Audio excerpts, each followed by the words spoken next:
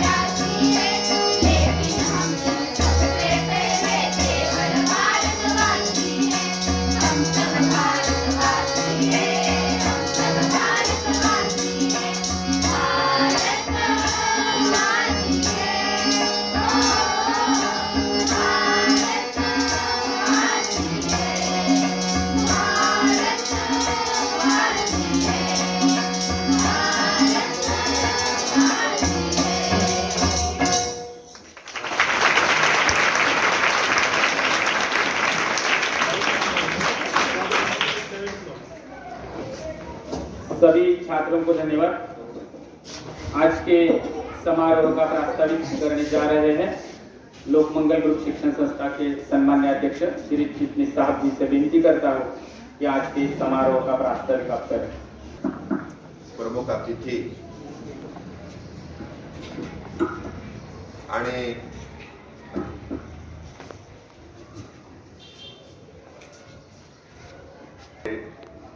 ज्येष्ठ विचारवंत, साहित्यिक आणि विशेषतः शिक्षण क्षेत्रामध्ये वेगवेगळे प्रयोग करणारे आणि ज्यांना हिंदीच्या संदर्भातला 2 लाख रुपयाचा पुरस्कार, हा महत्वाचा पुरस्कार त्यांना मागील वर्षी मिळाला, असे प्राचार्य डॉक्टर सुनील कुमार लवटे।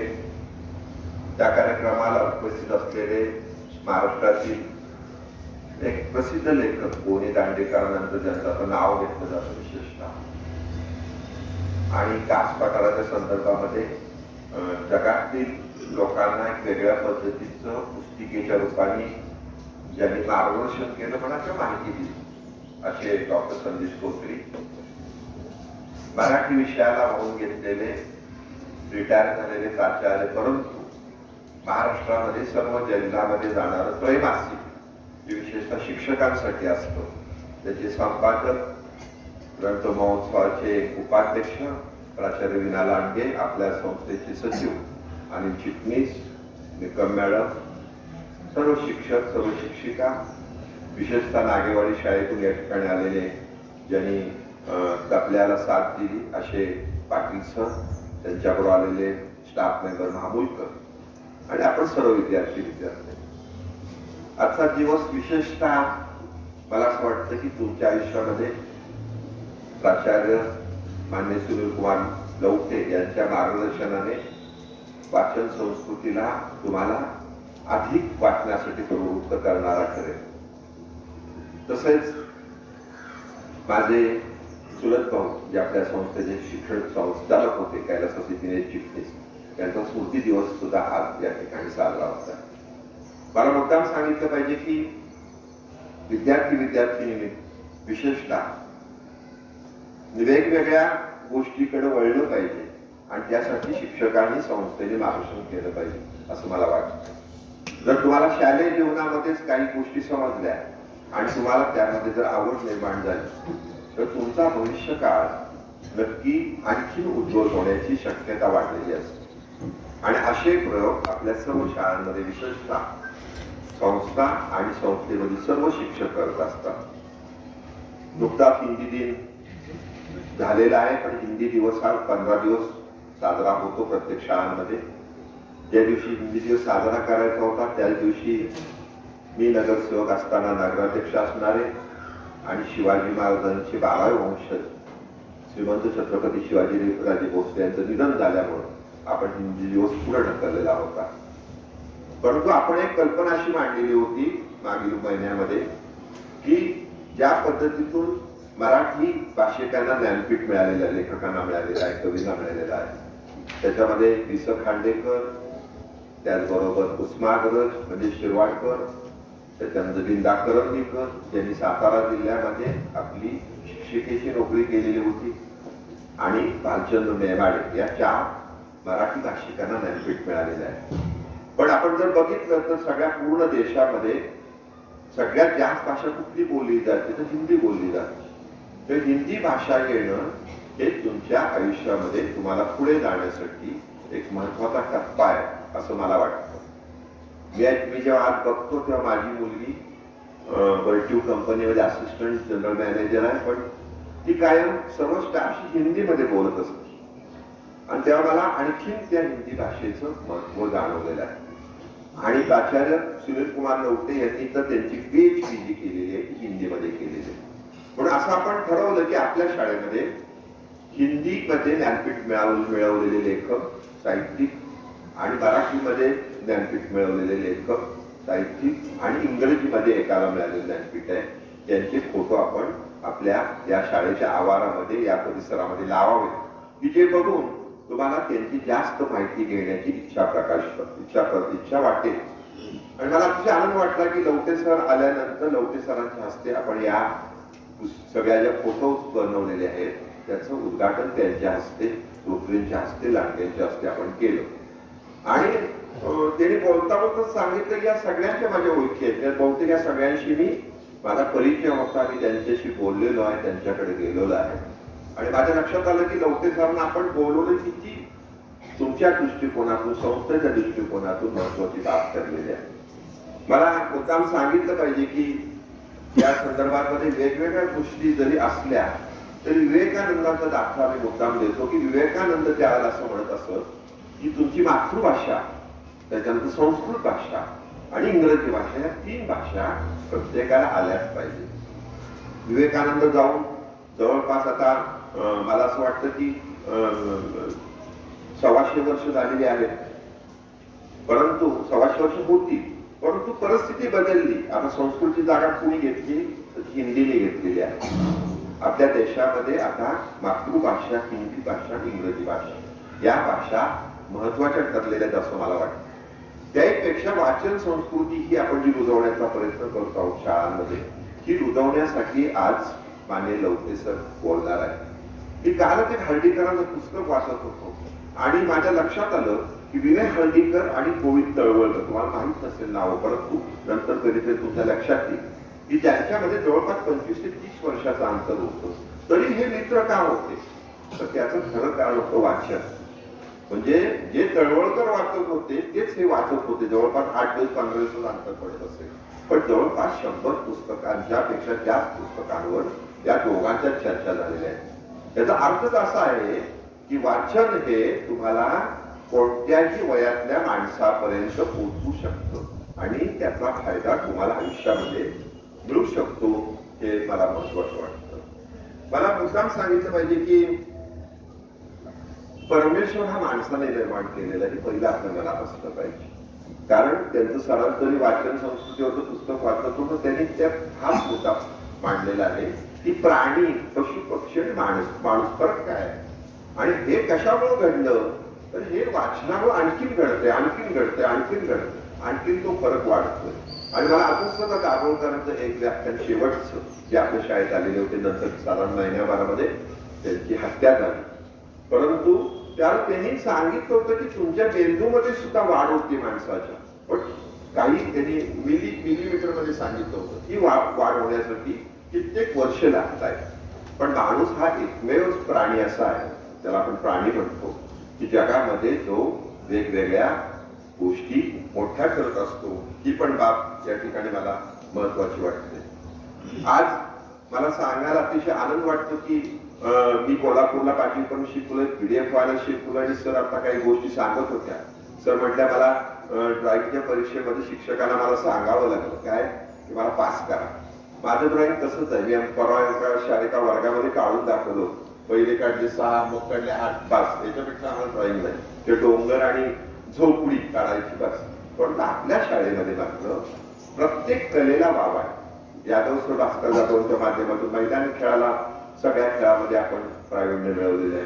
काका निकम सारख्यांच्या करून गणिताबरोबरच रांगोळीमध्ये आपण प्रसिद्ध झालेलो आहोत. वाईकरांच्या माध्यमातून एकांका असेल, ड्रॉइंग असेल, कोणतेही गोष्ट त्याच्यामध्ये आपण पुढे गेलेलो आहोत. पठाण सरांच्या माध्यमातून आपण हिंदीमध्ये पुढे गेलेलो आहोत. असं प्रत्येक शिक्षकाचं नाव घेत आहेत, इंग्रजी असेल, सगळं असेल. पण आपल्या शाळेत जे जे वेगवेगळे प्रयोग होत आहेत ते प्रयोग लवते सरांना या पुढच्या कालावधीमध्ये मला दाखवायचे असं म्हटलं तर वागवत बरोबर आहे. पण मी मुद्दाम सरांना सांगू इच्छितो, त्याच्या ड्रॉइंगच्या वरनं मला आठवण झाली. सर, मी कॉमर्स कॉलेजला होतो, त्या काळची बहुतेक पिढी गरिबीतच पुढे आली, 90%, 10%च असेल. आणि कॉमर्स कॉलेजला 6 महिला जर फर्स्ट क्लास मिळाला तर 40 रुपये स्कॉलरशिप होती. आणि शिवाजी युनिव्हर्सिटीची परीक्षा सुद्धा 40 रुपये. आणि माझ्या आईने मला आठवते अगदी रुपया करून 40 रुपये बाजूला ठेवले होते. आणि मी सर्क्युलर वाचलं, ज्याला 6 महिन्यामध्ये फर्स्ट क्लास मिळेल त्याला 40 रुपये तुम्हाला स्कॉलरशिप मिळणार आहे. आणि मला तर 65-70% काहीतरी मार्क होते, मला आठवत नाही. पण मी एका विषयात नापास झालो, आणि तो विषय होता इंग्रजी. मला अजून आठवते, मला 14 मार्क त्यामध्ये पडलेले होते. आणि मला 40 रुपये मिळवण्याची आस होती. म्हणजे ते बाकी काय नाही, 40 रुपयेकडे माझं लक्ष होतं. आणि मला ते अजून आठवतंय, मी त्या कॉमर्स कॉलेजच्या स्टाफरूम मध्ये गेलो. गौड म्हणून सर होते तिथे, आणि गौड सरांना म्हटलं, सर मला 3 मार्क वाढवून द्या. आणि मला त्यांनी 3 मार्क वाढवून दिले. आणि माझं मला वाटतं आयुष्यात एकदाच नाव भित्तीपत्रकावर लागलेलं होतं स्कॉलरशिपला, सर तुम्ही पात्र 40 रुपये देऊन. मी हे एवढ्यासाठी सांगितलं की आपल्या जीवनामध्ये अशी काही क्षण येतात ते आपल्या आयुष्यामध्ये काय लक्षात राहत असतात, आणि हे आपण लक्षात ठेवत असतात. आजचा जो महत्वाचं लवते सरांना बोलवण्याचा उद्देश असा आहे की त्यांनी आपल्या पुढं एक असं मार्गदर्शन करावं की विद्यार्थ्यांच्या मनामध्ये एक वेगळी चेतना निर्माण व्हावी आणि त्या चेतनेचा उपयोग व्हावा. जसं मी कायम तुम्हाला माशेलकरांचं उदाहरण देतो की माशेलकरांच्या बाबतीमध्ये आपल्याला माहिती पाहिजे की माशेलकर जगामधल्या शास्त्रज्ञांचे प्रमुख झाले. आणि त्यांना असं वाटलं की मी शास्त्रज्ञांचा प्रमुख झालोय, की कसं काय शक्य आहे. आणि मग ते विचार करायला लागले, तेव्हा त्यांच्या लक्षात आलं ह्याचं मूळ जे आहे हे आपल्या शाळेमध्ये आहे. शाळेमध्ये आपल्या शिक्षकांनी वक्तृत्व भाग घ्यायला लावला, वाचन संस्कृतीकडे आपल्याला वळवलं, आणि आपण त्याच्यामध्ये पुढे गेलो. पण त्याने एक आठवणी लिहून ठेवली जी माझ्या मासिकामध्ये आहे, की त्यांनी असं सांगितलं की शालेय जीवनामध्ये वक्तृत्व स्पर्धेला मला माझे शिक्षक घेऊन गेले, माझ्याकडे तयारी करून घेतली. हात कसा वर करायचा, हात खाली कसा करायचा, कसा बोलायचं, आवाजामध्ये चढ उतार कसा करायचा. आणि हे करत असताना म्हणजे मी जेव्हा गेलो तेव्हा मी जे भाषण ज्या विषयावर करणार होतो ते विषयावरचं भाषण दुसऱ्यानेच केलं. आता म्हणजे पंचायत झाली माझी. तर मी अचानक गेलो, परंतु माझं वाचन कायम असल्यामुळे मी दुसऱ्या विषयावर भाषण केलं. आणि मी खाली उतरून आल्यावर माझे शिक्षक तर चिडले, रागावले. मला म्हणजे मी एवढंच की तयारी करून घेतली आणि तू काय ते बोलला नाहीस. त्या मुलांनी केलं, ठीक आहे तू त्याच विषयावर बोलायला पाहिजे होतंस. परंतु स्पर्धेचा निकाल लागला आणि माशेलकरांना पहिलं बक्षीस मिळालं. ते त्यांना कधी आठवलं, जेव्हा ते जागतिक शास्त्रज्ञ परिषदेचे अध्यक्ष झाले आणि ते लिहून ठेवलेलं आहे. त्यामुळे शाळा ही अतिशय महत्वाची आहे.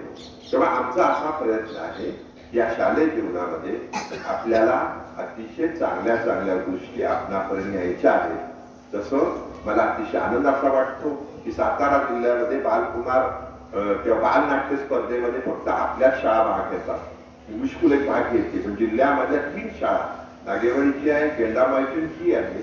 या माध्यमातले विद्यार्थी पुण्याच्या स्टेजवर जाऊन आपली कला सादर करतात आणि त्यांना आयुष्यामध्ये एक प्रकारचं नवं चैतन्य मिळतं असं म्हटलं तर वापर करणार नाही. मी तुम्हाला या ठिकाणी मुद्दाम सांगेन की नित्य सत्य मीत हरिपाठ ज्यासी कळी काळ त्यासी नातळ. ही कृती अल्प असलं तरी चालेल, पण तिच्यात प्रामाणिकपणा हवा, नित्यता हवी. थोडक्यात हा भक्तीचा त्रिकोण आहे. मला असं वाटतं की प्राचार्य डॉक्टर सुनील कुमार लवटे या त्रिकोणाशी 2 प्रकारे जोडले आहेत. संतांच्या शिकवणीचे उपासक आणि प्रयोगशील शास्त्रज्ञ असा तो संबंध आहे. त्यांच्या प्रयोगशील निर्मितीमध्ये जे नाते चटकन दिसते आणि सर्व प्रयोगामध्ये त्यांचा प्रभाव आहे. त्यामुळे लवटे सरांनी महाराष्ट्रामध्ये निर्माण केलेली वेगवेगळी म्युझियम्स हा एक अतिशय महत्वाचा विषय आहे. आणि त्यांनी वेगवेगळ्या माध्यमातून शिक्षित केलेले विद्यार्थिनी म्हणजे त्याची विद्यार्थिनींची एक बॅच आहे जी मराठीचं अनुवाद हिंदीमध्ये करत असते. महत्वाचं म्हणजे आपल्या डॉक्टर नरेंद्र दाभोळकरांचं सर्व साहित्य त्यांनी हिंदीमध्ये नेलेलं आहे. मी मुद्दाम सांगेन की सध्या आचार्य अत्रेंची 13 ऑगस्ट पासून जयंती वर्ष चालू झालेलं आहे. 125वे जयंती वर्ष चालू झालेलं आहे.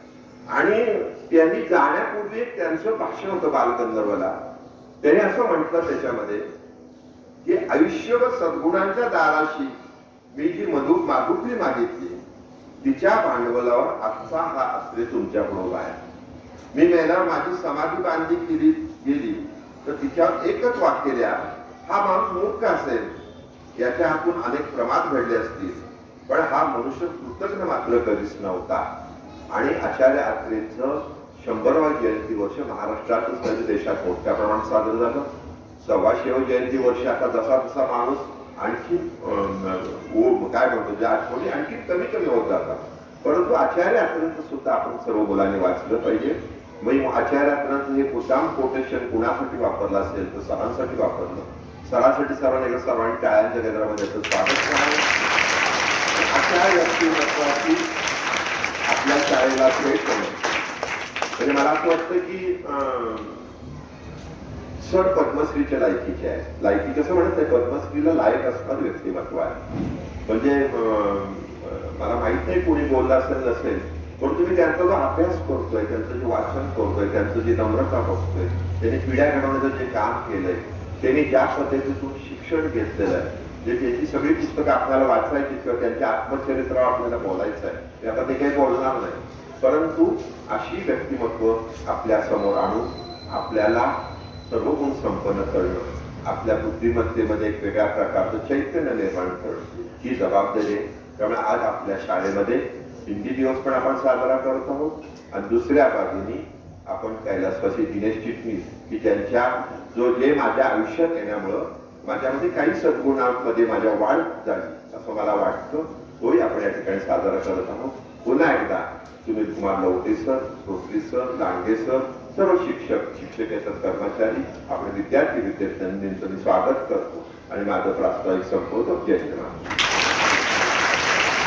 संस्थेचे सन्माननीय अध्यक्ष श्री चिटणीस साहेबांना विनंती की आपण लवटे सरांच्या ठिकाणी स्वागत करावं.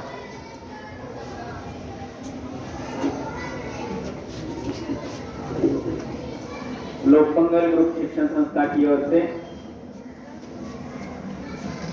अलग अलग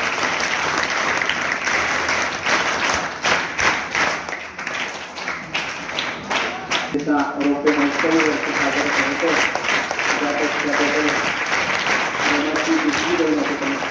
स्वागत होते. आजच्या समारंभाचे दुसरे प्रमुख अतिथी डॉक्टर संदीप त्रोटी सरांचे या ठिकाणी स्वागत होते.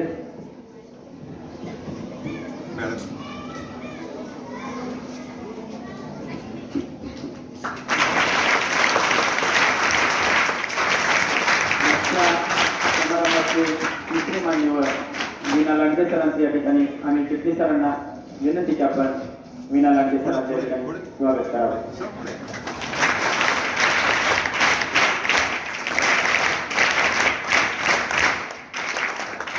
सर्व मान्यवरांचे आभार, धन्यवाद. यानंतर कार्यक्रमाचे प्रमुख पाहुणे माननीय श्री लवटे सर, माझे मित्र लांडगे सर, आपल्या संस्थेचे संस्थापक अध्यक्ष श्री चिटणीस, उपस्थित निकम मॅडम, बाकी सर्व शिक्षक आणि मित्रांनो, मला थोडंसं माफ करा, मला लवकर जावं लागतंय, परंतु तुमच्या आयुष्यातला एक मोठा भाग्याचा हा दिवस आहे की तुम्हाला लवटे सरांसारख्या एका फार मोठ्या की ज्या त्यांची उंची तुम्हाला आता समजू शकणार नाही अशा उंचीच्या माणसाचं मार्गदर्शन आज तुम्हाला मिळणार आहे. त्यांचा शब्द तुम्ही केवढा लक्षात राहील तेवढा लक्षात ठेवा, आठवलं तर लिहून ठेवा, पण त्यांचं मार्गदर्शन तुम्हाला आज मिळालेलं आहे. हा दिवस फार मोठा तुमच्या आयुष्यातला भाग्याचा आहे. हे असे विविध उपक्रम आपल्या शाळेमध्ये सादर करणारे श्री चिटणीस यांचा देखील मी हेवा पण करतो आणि माझा एक उत्सुकता पण आहे की यांना सगळं सुस्त कसं आहे. कारण एका कार्यक्रमात तुम्ही 2 ते 3 तरी त्यांनी कार्यक्रम वेगळे आयोजित केलेले असतात. प्रत्येकाला जेवढे वांछीला तो ते आवडतं, तर तुम्हाला जे आवडतं, तुम्हाला तिथे पुस्तकं ठेवलेली आहेत, त्यातली पुस्तकं तुम्हाला वाचता येतील, अशी मान्यवरांची विचार ऐकायला मिळतात. हिंदी भाषेचा दिवस आहे, हे निमित्त आहे. तुम्ही जेव्हा तुमच्या मातृभाषेवर जास्त प्रेम करता त्यावेळी तुम्ही इतर भाषांचा सन्मान करत असता. आज मराठी भाषेला अविरत दर्जा अजून तरी मिळालेला नाही, त्याच्यात राजकारण जास्त आहे, तो तुमचा प्रांत नाही, परंतु तुम्ही तुमच्या मराठीवरही प्रेम करा, राष्ट्रीय भाषा म्हणून हिंदी भाषेवरही प्रेम करा आणि जागतिक भाषा म्हणून किंवा जगाच्या कडे बघायचे एक मार्ग म्हणा किंवा एक पथदर्शक म्हणून इंग्रजी भाषेवरही तुम्ही प्रेम करा. आजच आमच्या एका पुस्तक प्रेमी समूहावर नवयुग चित्रमालेचा एक उल्लेख झाला, आचार्य अत्रेंचा. मगाशी चिटणीस सरांनी केला आचार्य अत्रेंचं काय म्हणून होते ते त्याचा उल्लेख. तर तुमच्यासारख्या मुलांसाठी त्यांनी नवयुग चित्रमाला संपादित केली होती. त्यातली एक कविता मराठी लवटे सरांची तर तोंडपाठ असणारच आहे. एक धडा, एक पाठ. आमची दिल्लीची शाळा वगैरे अशी काय मला तुम्हाला वेळ असं तर सांगता आलं असतं, पण इतकं छान आमचा सकाळपासून माझा त्यात पहाट माझी त्यामध्ये गेली. तुझ्यावर मला माझा नेहमीचा व्यवसाय हॉस्पिटलचा असल्यामुळे ही वेळ त्यातली असल्यामुळे मला जावं लागतंय. मला खरं तर लवटे सरांना जास्त ऐकायला म्हणून मी आलो होतो. पुन्हा एकदा मला माफ करा. सर्व आजच्या दिवसाच्या पूर्ण तुम्हाला शुभेच्छा देतो. चिटणीस सरांचे मी आभार मानतो आणि लवटे सरांचे क्षमा मागतो. नमस्कार. आपले विचार प्रकट करेल.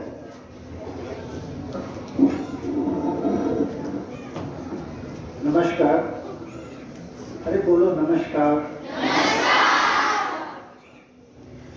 लोक मंगल ग्रुप शिक्षा संस्था के सर्वे सर्वा भाई श्री चिटणीस जी,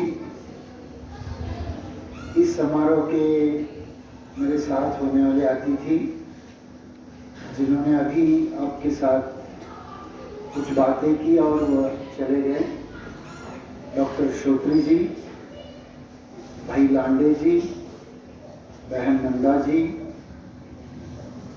सचिव अनिल जी, आपके सारे प्रिय अध्यापक भाई बहन और मेरे प्यारे दोस्तों और सहेलियों, मैं प्रारंभ में ही आप सब लोगों को हिंदी दिवस की बहुत बहुत शुभकामनाएं देता हूँ।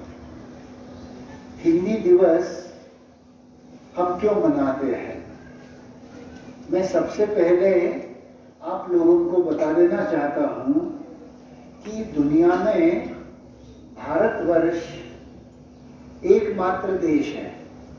दुनिया में भारतवर्ष एकमात्र देश है कि जहाँ उस देश की भाषा का दिवस मनाया जाता है। ये अच्छी बात नहीं है। हम दिवस क्यों मनाते हैं, हिंदी दिवस क्यों मनाते हैं?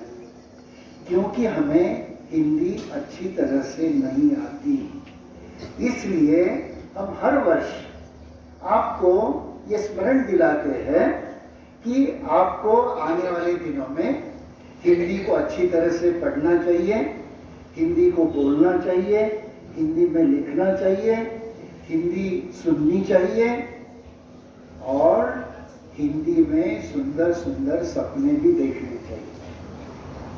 जिनको भाषा पर अधिकार प्राप्त करना है, ऐसी कल्पना करो कि मराठी हमारी मातृभाषा है। मराठी भाषा सीखने में हमें कोई कष्ट नहीं उठाने पड़ते, लेकिन हिंदी को मराठी की तुलना में ज़्यादा कष्ट उठाने पड़ते हैं। और हिंदी से ज़्यादा किस भाषा को पाने के लिए कष्ट उठाने पड़ते हैं? हिंदी से ज़्यादा अंग्रेजी, है ना? इंग्लिश में अंग्रेजी, हिंदी में अंग्रेजी। तो देखो, हमारी मातृभाषा है, आसानी से हमें आ जाती है। राष्ट्रभाषा हिंदी है, सायास आ जाती है। और अंग्रेजी प्रयास से भी नहीं आती।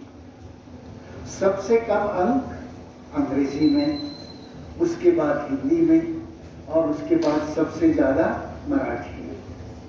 तो यह जो अंतर है, अंकों का, स्वामित्व का, अधिकार का अंतर, यदि आप मिटाना चाहते हैं, यानी तीनों भाषाएं, मराठी, हिंदी और अंग्रेजी, तीनों भाषाओं पर समान अधिकार हमारा होना चाहिए। वो अधिकार कब आता है? तो आपको अक्सर इन तीनों भाषाओं में बात करनी है, बातें सुननी है, बातें लिखनी है, बातें सोचनी है। और जैसे कि मैंने अभी बताया कि सपने भी उस भाषा में देखने हैं। कोई भाषा हमारी हो गई, कोई भाषा हमारी हो गई मतलब किसी भाषा पर हमारा अधिकार हो गया, इसकी एक कसौटी है। वो कसौटी क्या है कि आपने देखा होगा कि रात को नींद में हमें सपने आते हैं, बहुत सुंदर सुंदर सपने आते हैं। मुझे तो बहुत सपने हर दिन आते हैं, बहुत सुंदर सपने।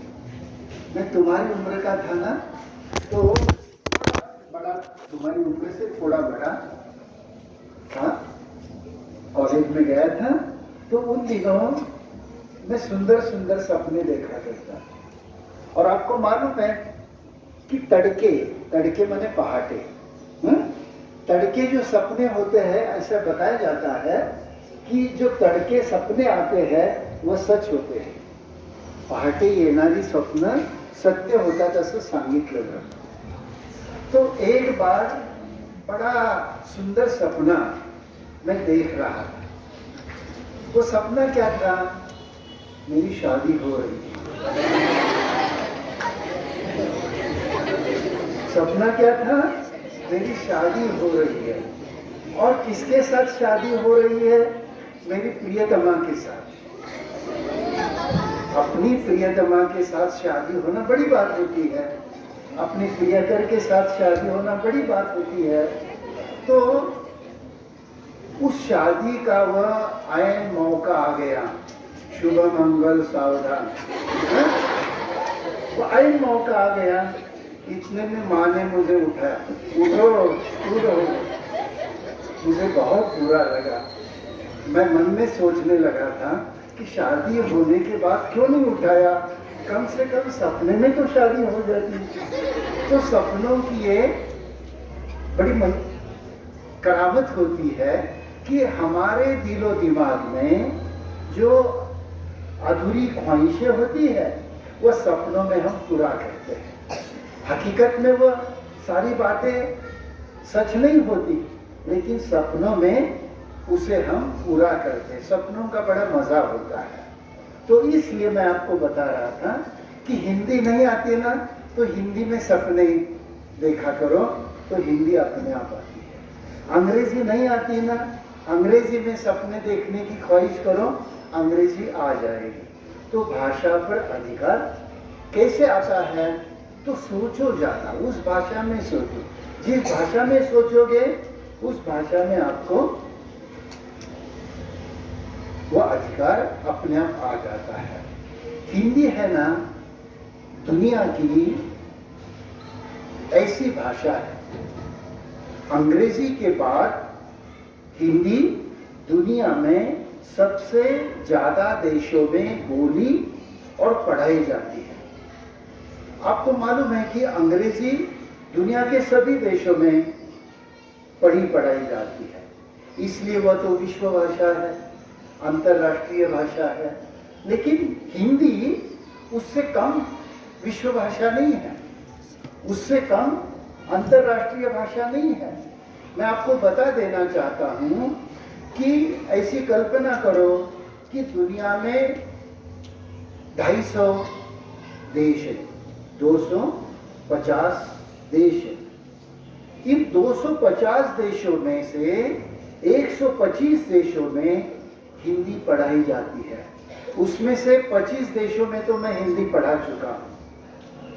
मैंने इंग्लैंड में हिंदी पढ़ाई है, मैंने जर्मनी में हिंदी पढ़ाई है, मैंने हांगकांग में हिंदी पढ़ाई है, मैंने ऑस्ट्रिया में हिंदी पढ़ाई है, लग्जमबर्ग में पढ़ाई है, थाईलैंड में पढ़ाई है, सिंगापुर में पढ़ाई है, और बेल्जियम में पढ़ाई है, मलेशिया में पढ़ाई है। बहुत सारे देशों में, बहुत देश देख चुका हूँ मैं। पूरा भारत तो मैंने देखा ही है, और 1/4 दुनिया भी मैंने देखी है। मैं आपको बताऊंगा कि जैसे भाषा की बात है ना, वैसे ज्ञान की भी एक बात है।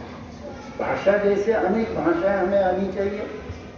मैं अच्छी तरह से अंग्रेजी पढ़ लेता हूँ, मराठी पढ़ लेता हूँ, हिंदी पढ़ लेता हूँ, संस्कृत पढ़ लेता हूँ, स्वल्प कन्नड़ बोल लेता हूँ, स्वल्प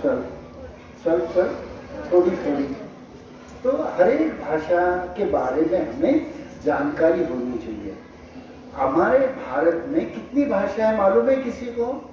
हमारे भारत का जो संविधान है ना, घटना, राज्य घटना, देश जिस कानून पर चलता है, डॉक्टर बाबा साहेब आम्बेडकर ने एक हमारी घटना बनाई थी कि देश को कैसे चलाया जाए, है ना। उसमें हमने ये तय किया है कि भारत के विभिन्न प्रांतों में अलग अलग भाषाएं हैं। आप पड़ोस के कर्नाटक में जाओ, वहाँ कन्नड़ा बोली जाती है। पड़ोस में गुजरात में जाओ, वहाँ गुजराती बोली जाती है। पड़ोस के आंध्रा में जाओ, वहाँ तेलुगु बोली जाती है। पड़ोस के मध्य प्रदेश में जाओ, वहाँ हिंदी बोली जाती है। हमारे देश के अलग अलग प्रांतों में अलग अलग भाषाएं बोली जाती है। कश्मीरी है, पंजाबी है, उड़िया है, बंगाली है, तमिल है, तेलुगु है, मलयालम है, बहुत सारी भाषाएं।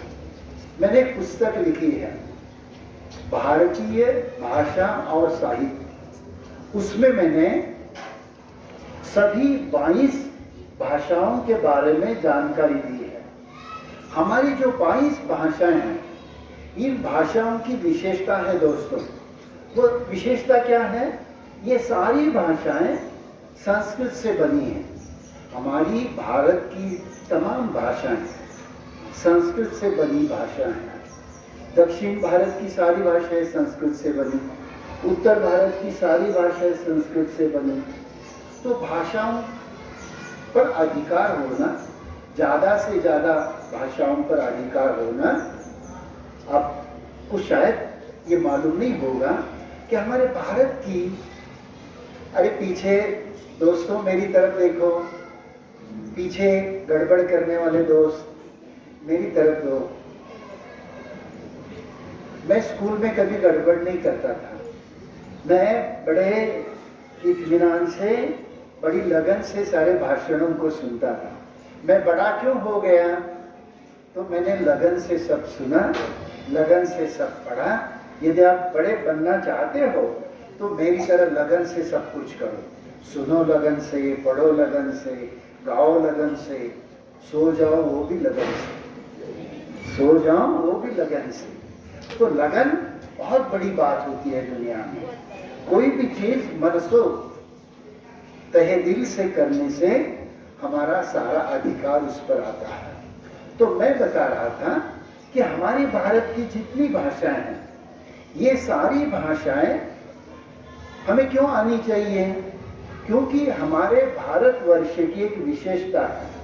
हमारे भारत में तरह तरह की जातियां हैं, तरह तरह के तबके हैं, तरह तरह के धर्म हैं, तरह तरह के प्रांत हैं, तरह तरह की संस्कृति है, तरह तरह के खान पान के प्रकार हैं, तरह तरह के रीति रिवाज हैं, पोशाक हमारे अलग अलग हैं।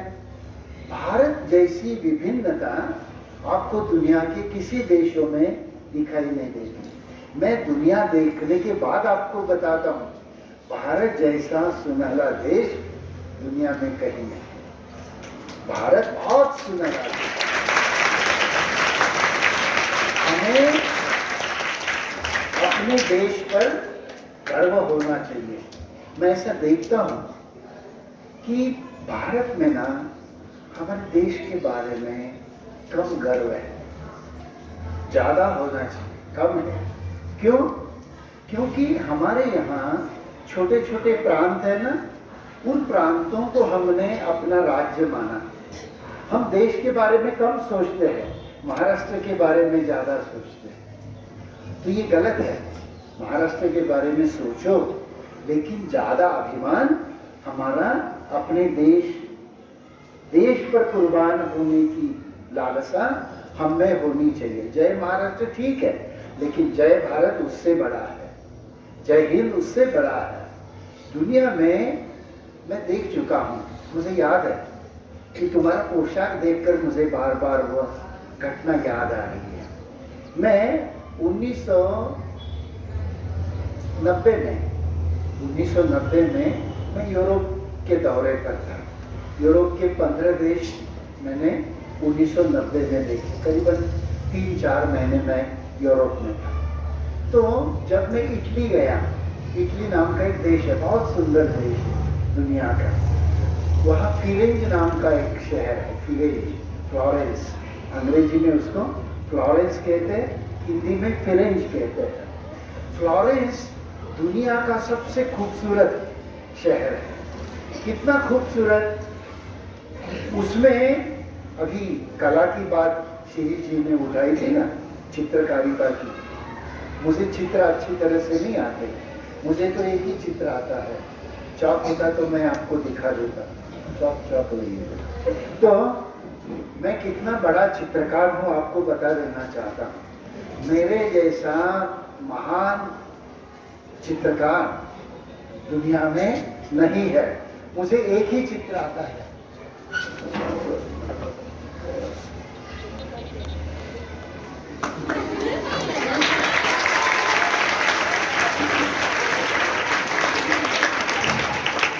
वो महान चित्र जो है वो किसका है?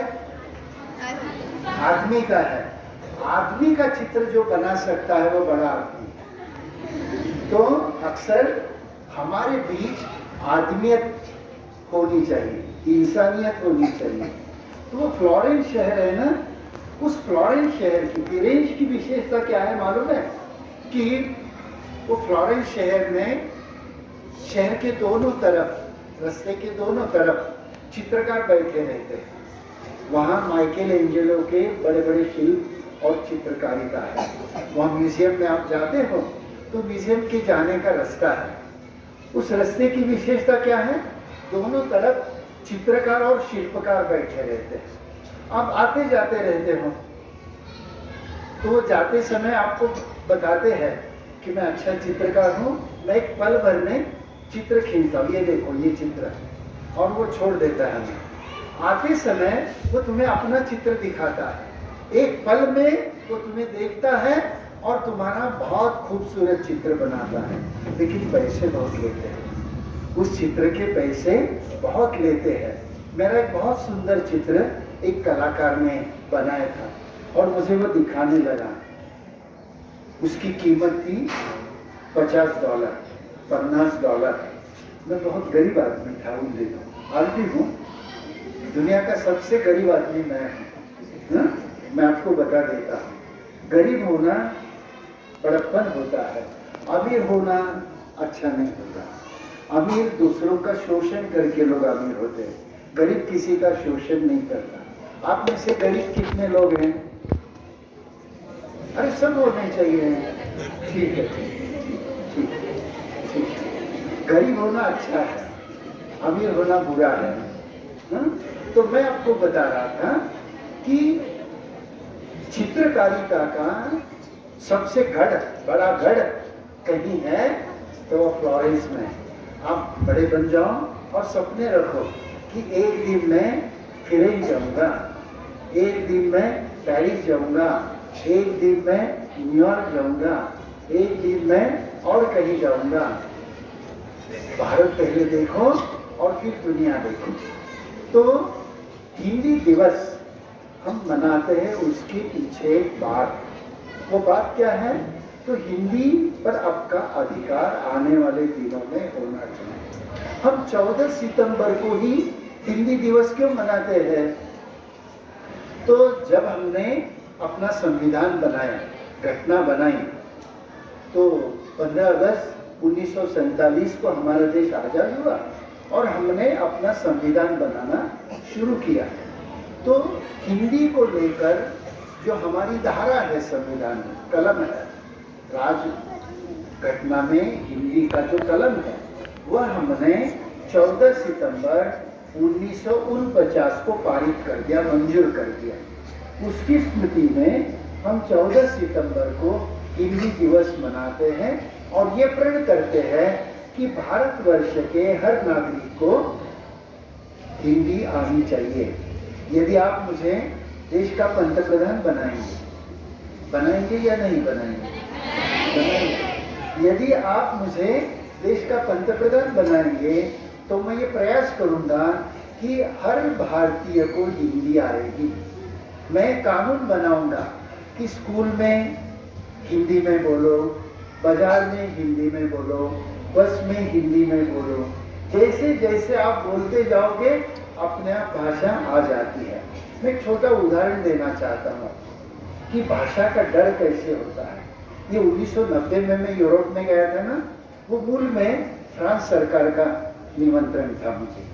मुझे एक पत्र आया था फ्रांस गवर्नमेंट का कि आपने अनाथों का बहुत बड़ा काम भारतवर्ष में किया है और हम आपसे हमारे अनाथ आश्रम को और बढ़िया बनाने के लिए आपका सलाह चाहते हैं, आप फ्रांस में आइए। तो मैंने इनकार कर दिया कि मैं फ्रांस नहीं आऊँगा। तो उन्होंने पूछा क्यों नहीं फ्रांस आ रहे हो?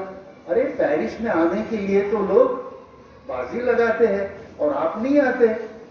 तो मैंने कहा मुझे फ्रेंच नहीं आती, मुझे अंग्रेजी नहीं आती, क्योंकि उस समय 90 तक मैं हिंदी का इतना बड़ा प्रेमी था कि मैं और किसी भाषा में न किसी भाषा की पुस्तकें पढ़ता था, न किसी भाषा का साहित्य, न मैं अंग्रेजी पढ़ता था, न मैं मराठी पढ़ता था, सिर्फ और सिर्फ हिंदी पढ़ता था।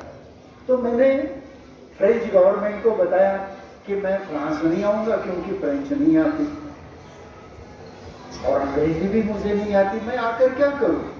तो उन्होंने बताया कि आपको मालूम नहीं, हम फ्रेंच लोग ना सिर्फ फ्रेंच में ही बातें करते हैं, हम अंग्रेजी नहीं बोलते, हमें सिर्फ फ्रेंच आती है।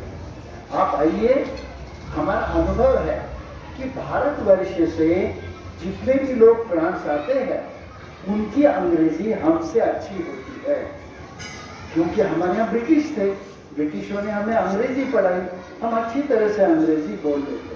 फ्रेंच लोगों की तुलना में हमारी अंग्रेजी अच्छी है और उसका पता मुझे पेरिस के हवाई अड्डे पर आते ही पता चला। मेरी बैग पीछे छूट गई थी, तो मैंने पुलिस से बात की, पुलिस ऐसा कुर्सी पर बैठा था, तो मैंने उनके साथ अंग्रेजी बात करनी शुरू कर दी। फ्रेंच तो मुझे नहीं आती थी, तो उसके काम में क्यों नहीं रही थी, उसको समझ में नहीं आ रहा था।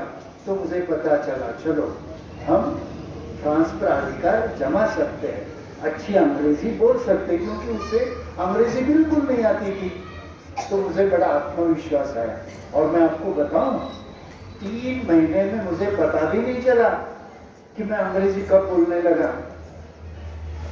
फर्राटे से मैं अंग्रेजी बोलने लगा, धाराप्रवाही अंग्रेजी बोलने लगा। भाषा बोलने के लिए आत्मबल चाहिए, मन में विश्वास होना चाहिए कि मुझे अच्छी तरह से कोई भाषा आती है, कि हम अंदर से जानेंगे तब जाकर आपको वो भाषा आती है। मैं आपकी उम्र का था ना, स्कूल में पढ़ता था, तो हमारे टीचर हमें बताते थे, क्या बताते थे कि हम भी आपकी तरह अंग्रेजी से डरते थे। तो हमारे टीचर बताते थे कि अरे डरो मत, आपको अंग्रेजी नहीं आती ना, धारा प्रवाही अंग्रेजी बोलो।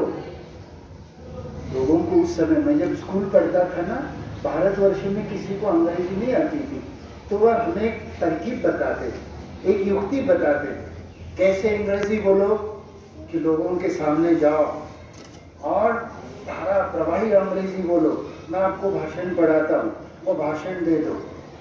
भाषण क्या था?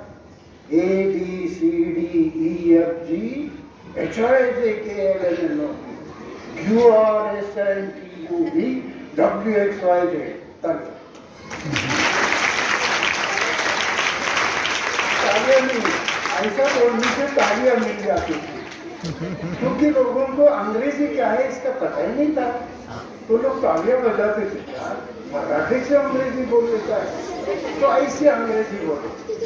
तो भाषा ऐसी आ जाती है, आत्मविश्वास से भाषा आती है, तो आपको भी हिंदी आएगी। मैं ये तय करके आया था कि मैं आपके साथ दो भाषाओं में बात करूं, हिंदी के बारे में हिंदी में बात करूं और वाचन के बारे में मराठी में बात करूं। अब मेरे भाषण का दूसरा हिस्सा मैं आपको मराठी में बताने वाला हूं कि श्री शिकवीसांचं अशी इच्छा आहे की मी तुम्हाला वाचनाबद्दल सांगा। मी तुमच्यासारखा असा शाळेत होतो ना, माझी शाळा फार छान होती, तुमच्यासारखीच। तुमची शाळा फार आवडली मला, पण एवढी मोठी शाळा कॉन्क्रीटची माझी नव्हती।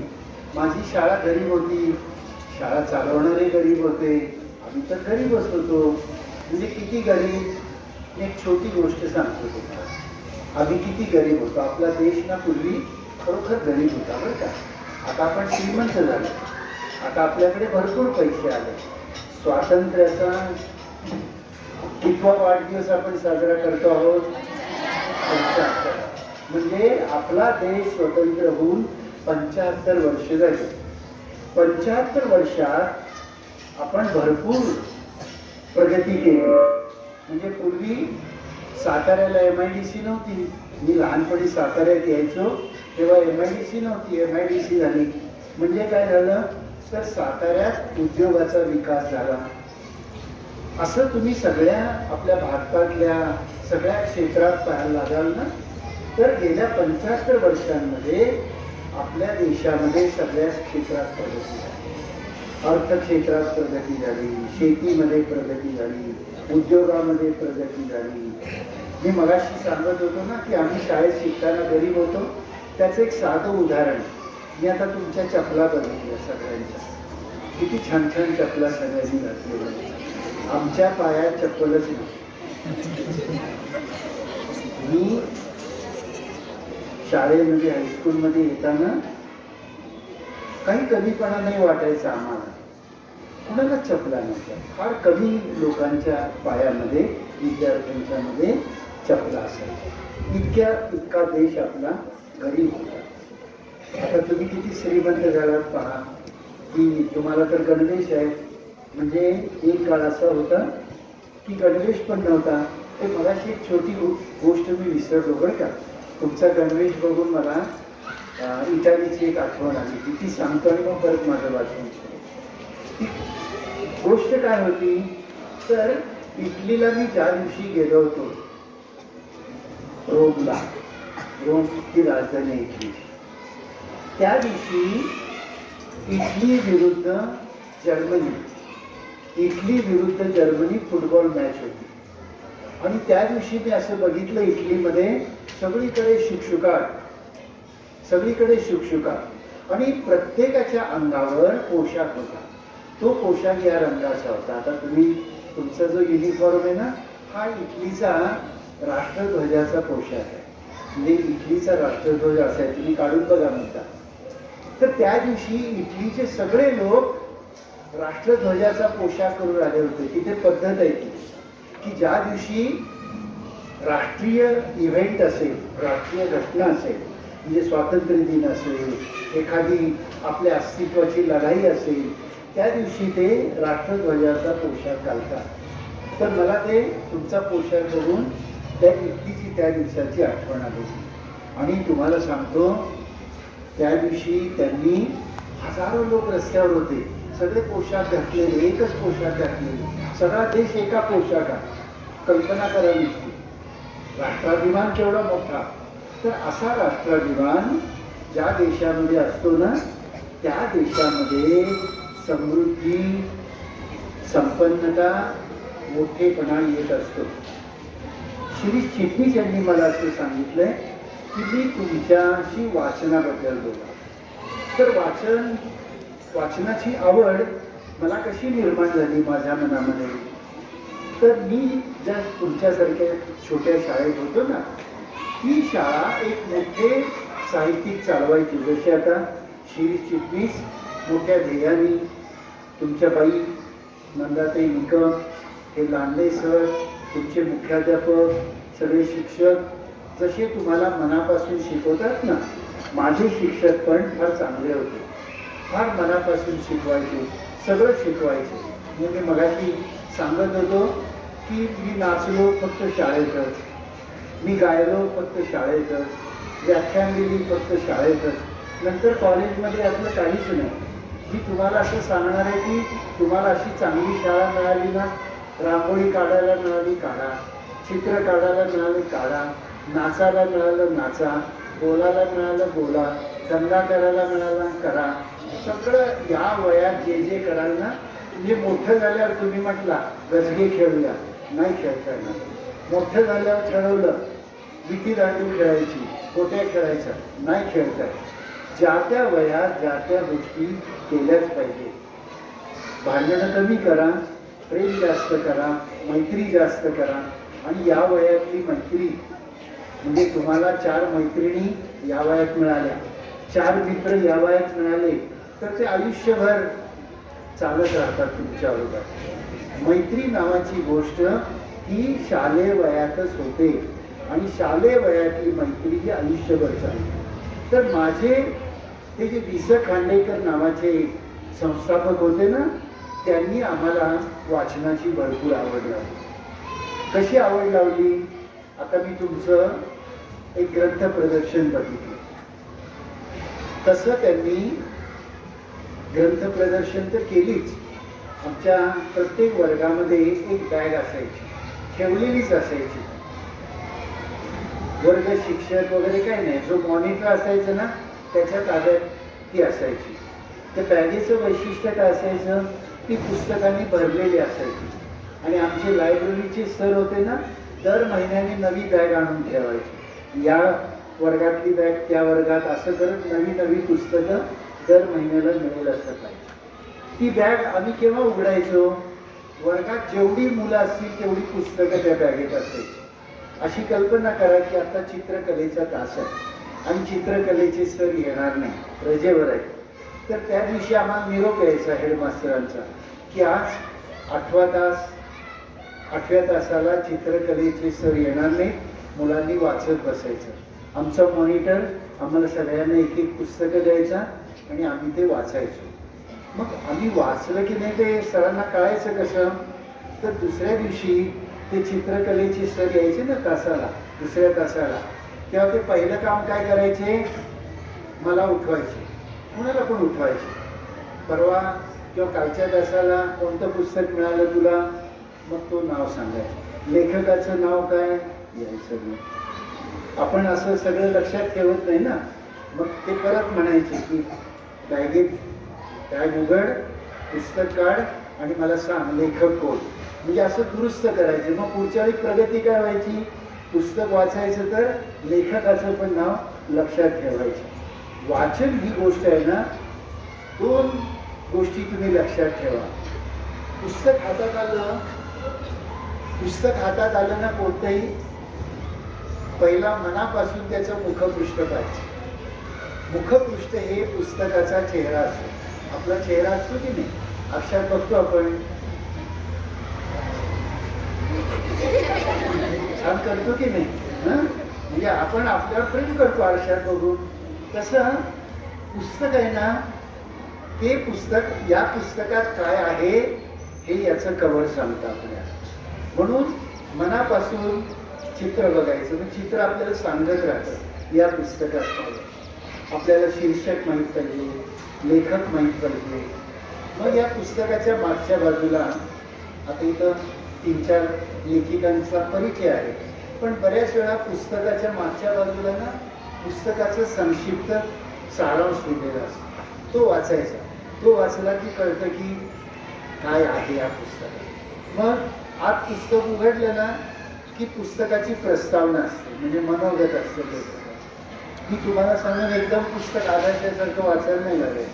आधी मनोगत, अनुक्रमणिका, असं हळूहळू पुस्तक ना, की आपण च्युइंगम असतं, च्युइंगम खाता का तुम्ही? किती वेळ खाता?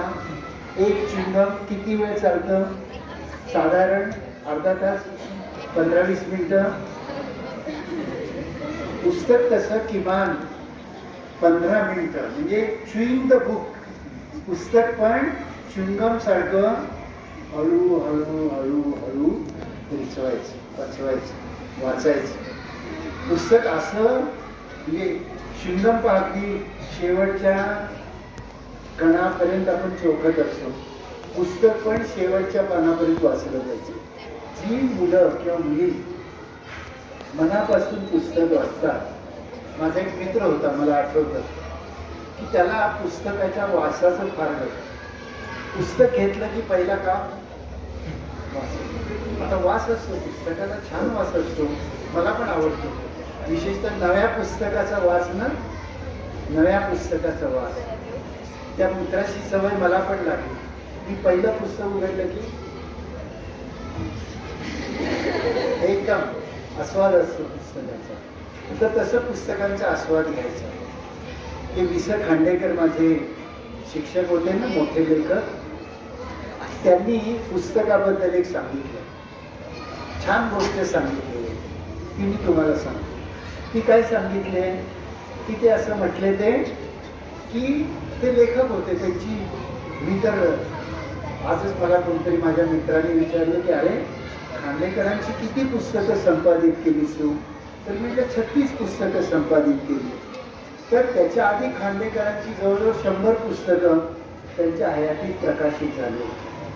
तर त्यांनी एका ठिकाणी पुस्तकांबद्दल, वाचनाबद्दल 2 वाक्य सांगितले, ती मी तुम्हाला सांगणार आहे. एक वाक्य काय सांगितलंय की मी ग्रंथालयात जातो आणि माझं पुस्तक बघतो, मला ते पुस्तक चिंध्या चिंध्या झालेलं दिसतं. मला आता हे कसं नवं कोरं पुस्तक आहे, पण चिंध्या झालेलं पुस्तक नाही, त्या पत्रावळ्या असतात सगळ्या, प्रत्येक पान वेगळं असतं.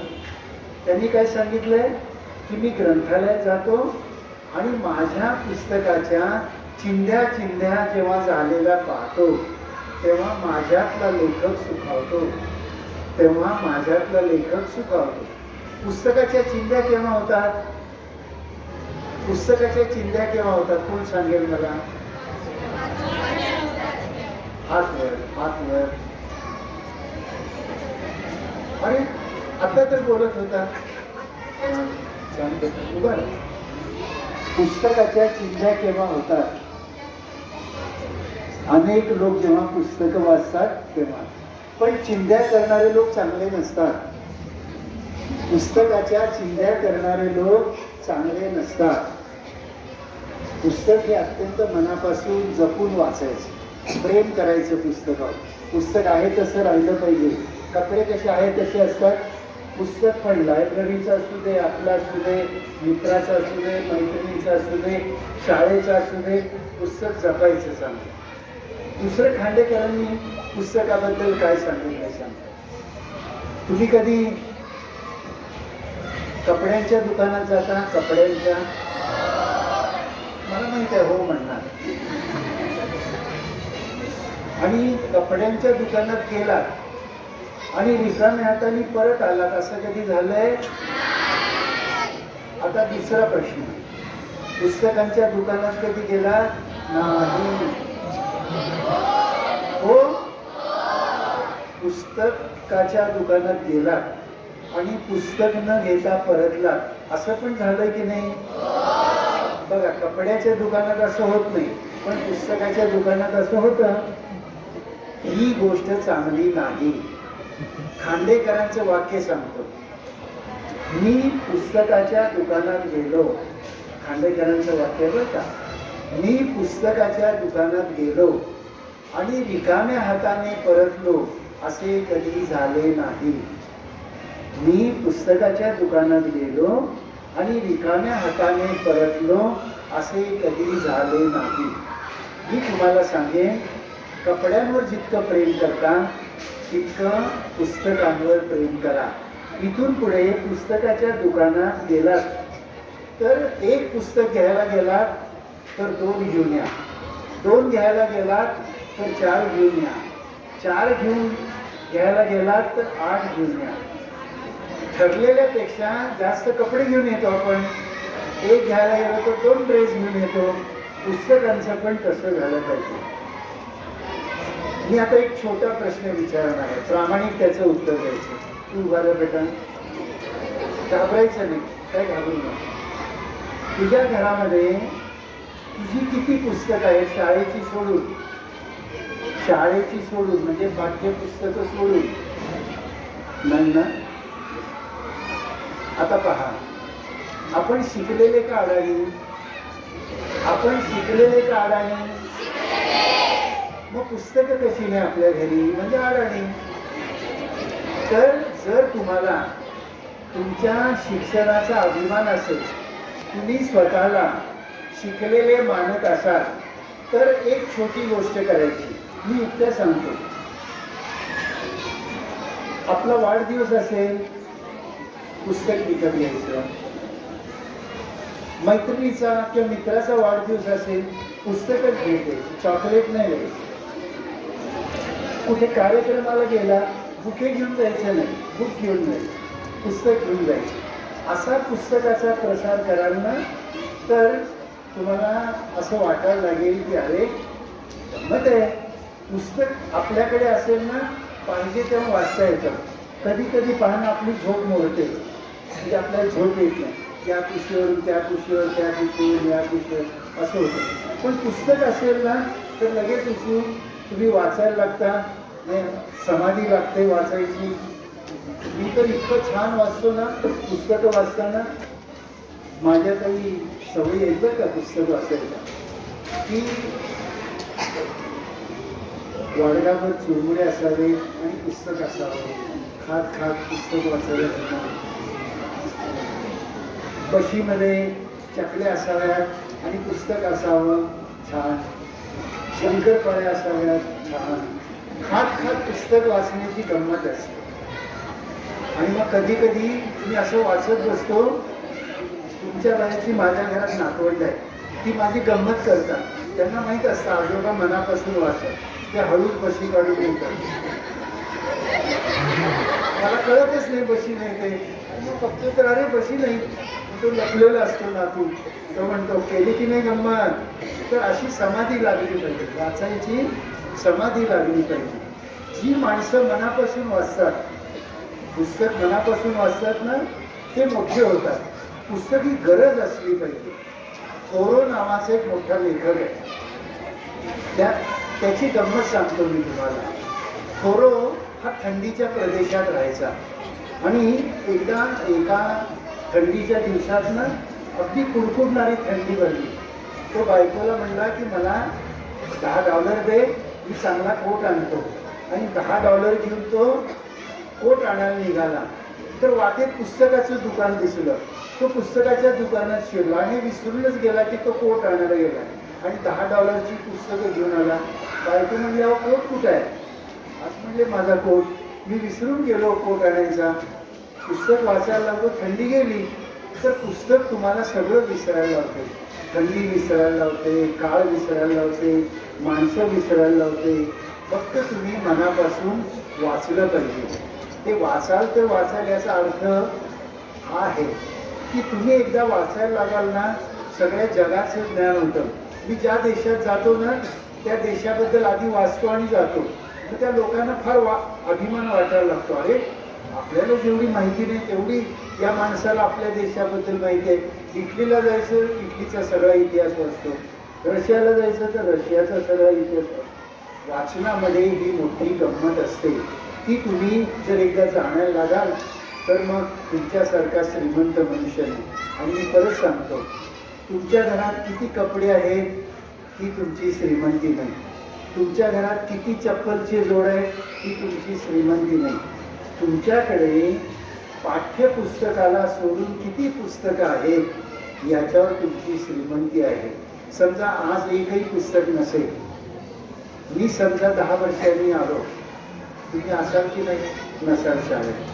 पण समजा मी पुढच्याच वर्षी आलो तर कदाचित असाल तुम्ही. तर मला असं कोण एक सांगेल का की आज माझ्या घरात एकही पुस्तक नाही, पण पुढच्या वर्षी तुम्ही आलात तर किमान एवढी पुस्तकं असतील माझ्या घरी, असं कोण सांगेल मला? बघूया, सांग बेटा, तुम्हाला किती पुस्तक असतील पुढच्या वर्षी? 10-12 असतील. तू सांग, सांग. 15. Very good. सगळ्यात जास्त कोण पुस्तक जमवेल बघूया? हा सांग, शेवट शेवट शेवट. किती रे? 25. मग आता मी सांगतो, माझ्या घरी किती पुस्तक असतील? तुम्ही पण सांगा अंदाजे. हा 100. आणि कोण? हा शेवट इकडे इकडे. मी सांगतो आता, माझ्या घरामध्ये ऐका, माझ्या घरात 25,000 पुस्तकं आहेत. आणि ती पुस्तकं ऐका, हो हो हो. आता तुम्ही हसणार नसाल तर एक सांगू, तुम्ही माझ्या बाथरूम मध्ये आलात तरी पुस्तकं आहेत. तुम्ही माझ्या बाथरूम मध्ये आलात तरी पुस्तकं आहेत. आता तुमच्या लक्षात येईल की पुस्तक नावाची गोष्ट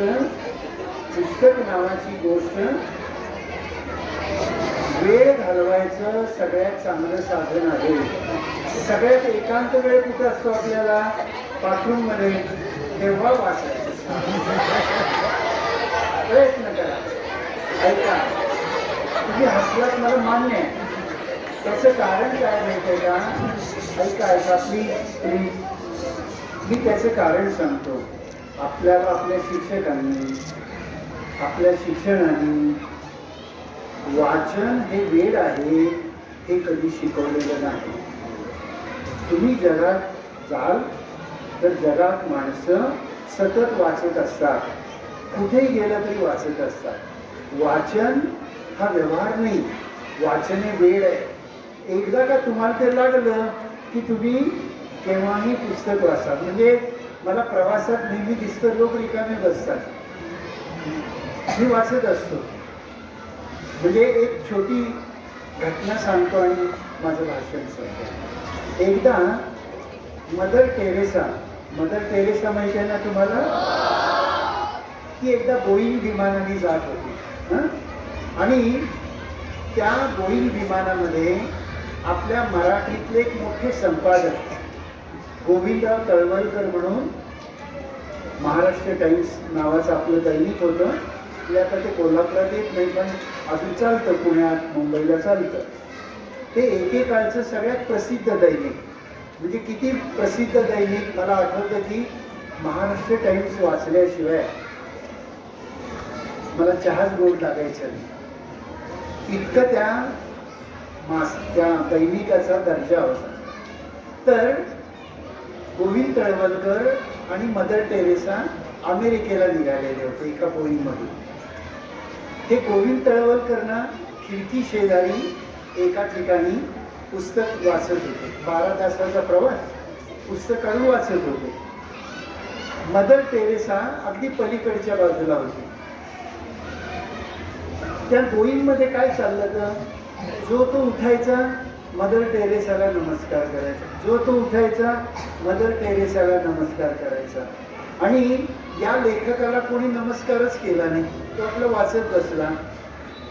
मदर टेरेसानी 12 तासात काय बघितलं की विमान चालवणारे आले, त्यांनी नमस्कार केला. एअर होस्टेस म्हणजे विमानात आपली सेवा करणारे, चहा देणारे वगैरे मुली असतात, त्यांनी नमस्कार केला.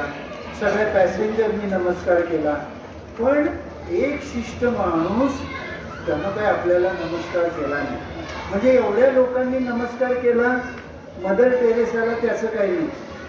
मदर टेरेसांनी बघितलं की हा माणूस मला नमस्कार करत नाही. न्यूयॉर्क विमानतळावर उतरताना तिच्याबरोबर एक नन होती, म्हणजे तिची सेविका होती, योगिनी होती. त्या ननकडे तिने चिठ्ठी दिली एक छोटी, आणि त्या ननला सांगितलं की ही चिठ्ठी त्या कोपऱ्यात तो वाचत बसलेला माणूस आहे ना त्याला दे. त्याच्यावर लिहिलेलं होतं गॉड ब्लेस यू, म्हणजे ईश्वर तुमचं कल्याण करो. त्याचा अर्थ काय होता, तुम्ही मला नमस्कार केला नाही तरी माझं काही बिघडत नाही, तरी मी तुम्हाला आशीर्वाद देते. त्यांनी वाचलं, ठेवलं आणि परत वाचत बसली. त्यांच्यावर काहीच परिणाम झाला नाही. मी तुम्हाला 2 गोष्टी सांगितल्या. एक, अत्यंत भक्तीने लोक नमस्कार करणारे, आणि दुसरा, आशीर्वाद दिला तरी त्याच्याकडे दुर्लक्ष करणारे. मी तुम्हाला सांगेन की जी वाचणारी माणसं असतात ती स्वतःच्या डोक्याने चालतात. वाचणारी माणसं स्वतःच्या डोक्याने विचार करतात आणि वागतात. वाचन आपल्याला काय देतं? वाचन आपल्याला दृष्टी देतं, वाचन आपल्याला बुद्धी देतं, वाचन आपल्याला विचार देतो, आणि सगळ्यात म्हणजे वाचन आपलं जीवन समृद्ध करतं. तुम्ही भरपूर वाचावं, घरोघरी ग्रंथालय सुरू करावी आणि मोठं व्हावं अशा अपेक्षा व्यक्त करतो आणि म्हणतो. विद्यार्थ्यांनी लक्ष द्यायचं आहे थोडं. आदरणीय प्राचार्य लौकिक साहेब, या संस्थेचे संस्थापक अध्यक्ष आणि आमचे ज्येष्ठ मित्र चिटणीस सर, संस्थेचे सचिव चिटणीस साहेब, या शाळेचे सन्माननीय मुख्याध्यापिका निकम मॅडम, आणि खूप वेळ अतिशय मन लावून हसत खेळत टाळ्या वाजवत आपण 2 विषयावर मार्गदर्शन सरांनी केलेलं ऐकलेलं आहे. एक हिंदी विषयाचं उद्घाटन त्यांनी केलं हिंदी दिनाच्या निमित्तानं, आणि दुसरं वाचन संस्कृती याच्यावर त्यांनी भाषण केलेलं आहे. छान छान मनोरंजक अशा प्रकारच्या गोष्टी सांगितलेल्या आहेत. मला खूप खूप आनंद होत आहे. आणि ग्रंथ महोत्सव चालवतो गेले 22 वर्ष, पण या निमित्तानं मुलांच्या पुढं वाचन संस्कृती वृद्धिंगत कशी करता येईल या संबंधीचं एक वेगळ्या प्रकारचं मुलांच्या पुढं भाषण केलेलं आहे. याचा लाभ तुम्हाला निश्चित झालेला आहे. मराठी संघाच्या वतीनं मी तुम्हाला सगळ्यांना शुभेच्छा देतो. आणि ज्यांनी ज्यांनी हात वर करून कोणी 15 पुस्तक अडीच म्हणले, कोणी 5 म्हणले, एकाने 25 म्हटले. ते कोल्हापूरचे, मी सातारचाच आहे. ते म्हणले 1 वर्षाने होती, मी 2 वर्षाने येऊन पाहतो. पण तुमच्या मनात जो आत्मविश्वास आहे तो आत्मविश्वास जागृत ठेवून, आणि सर तर ग्रंथ महोत्सवाचे सचिव आहेत, लवटे साहेबांनी निश्चित सांगेल की सातारा जिल्हा म्हणजे सातारा शहर सुद्धा की वाचन संस्कृती वृद्धिंगत करण्यात अतिशय अग्रेसर आहे. गेली 22 वर्षांनी ग्रंथ महोत्सव भरवतो. तुम्ही दुसरा भाग जो बोलला ना त्याची कृती करणारे विद्यार्थी आहेत. वाढदिवसाला दिलेले पैसे हे विद्यार्थी खाऊसाठी न घेता पुस्तके खरेदी करत असतात आणि जवळजवळ प्रतिवर्षी ग्रंथमहोत्सव आता कोरोनामुळे 2-2.5 वर्ष झाले नाही पण यंदा आम्ही ग्रंथमहोत्सव भरवणार आहोत. जवळजवळ 3 कोटीची विक्री दरवर्षी होत असते. इतकं या वाचन संस्कृतीचे महत्व सातारा जिल्ह्यानं जपलेलं आहे आणि महाराष्ट्रात त्याचा प्रसार केलेला आहे. तेव्हा विद्यार्थ्यांनी ज्यांनी बोटावर केलेली आहे त्यांच्यानी आमची पुस्तकं नक्की घेणार असं म्हटलेलं आहे. ते सार्थ करतील. छान तुम्ही व्याख्यानाचा लाभ घेतलेला आहे. तुम्हाला मी मनपूर्वक शुभेच्छा. आणि एक वाक्य लक्षात ठेवा, सरांनी सांगितलं माझ्या घरी 25,000 पुस्तक आहेत. याचा आदर्श डोळ्यापुढे ठेवा. 25,000 सोपी गोष्ट नाही. माझ्याकडे फक्त 9,000 आहे. किरकोळ आहे. मला मी किती छोटा आहे ते आज कळलं. फक्त त्यातली इंग्रजी वाङ्मयाची जवळजवळ 3,000 आहे आणि बाकी उरलेली मराठी वाङ्मयाची. ते आज मला मी किती छोटा आहे ते आज लक्षात आलं. तेव्हा आपण सुद्धा 5-10 तुमच्या सोयीनुसार तुमच्या आई वडील माता पिता जेवढे तुम्हाला सहकार्य करतील. बाकी काही आणू नका. बॅग फार मागणी आणू नका म्हणा, कपडे फार मागणी आणू नका, पण पुस्तक मात्र मला छानपैकी आणून देत जा. एवढं मात्र पालकांना सांगा. वाचन संस्कृतीचा खरा विजय होईल. जय हिंद, जय महाराष्ट्र. वर्गात